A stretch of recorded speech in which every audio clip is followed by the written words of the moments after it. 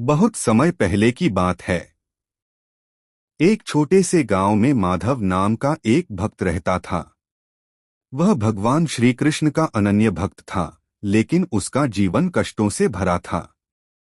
घर में गरीबी थी, रोग और परेशानियां अलग से।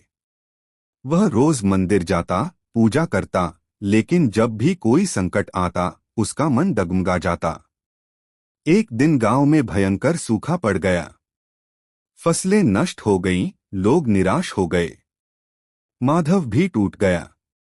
उसने मंदिर में बैठकर रोते हुए कहा, हे प्रभु, मैं आपकी भक्ति करता हूँ, फिर भी मेरे जीवन में दुख क्यों है? शायद मैं इसके योग्य ही नहीं हूँ। उसी रात उसे स्वप्न में श्री कृष्ण के दर्शन हुए। प्रभु ने मधुर स्वर में पूछा, माधव, तुम मुझ पर विश्वास करते हो या अपने मन के डर पर? माधव चुप रह गया। प्रभु बोले, तुम मेरी भक्ति तो करते हो, लेकिन मन से हार मान लेते हो। याद रखो, मन के हारे हार है, मन के जीते जीत। सुबह माधव की आंख खुली तो उसका मन शांत था।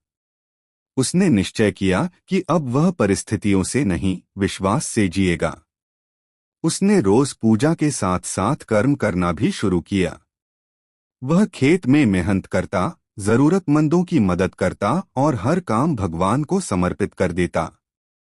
कुछ दिनों बाद भी हालात आसान नहीं हुए। मन फिर कमजोर पड़ने लगा। तभी मंदिर में एक संत आए। उन्होंने भागवत गीता का श्लोक सुनाया, कर्मण्येवाधिकारस्ते मा फलेषु कदाचन।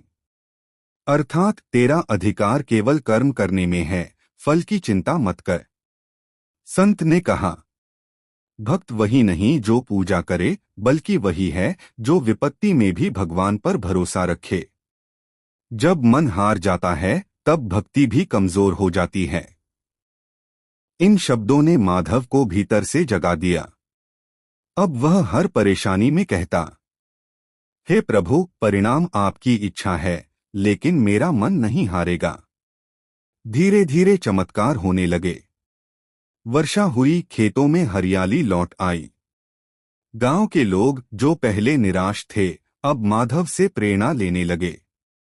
वे कहते, तुम्हारा विश्वास ही तुम्हारी शक्ति है।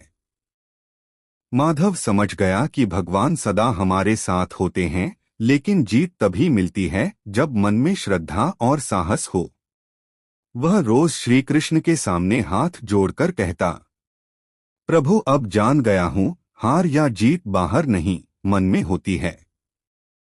यह भक्ति कथा हमें सिखाती है कि सच्चा भक्त वही है जो दुख में भी ईश्वर पर विश्वास रखे। मन के हारे हार है और मन के जीते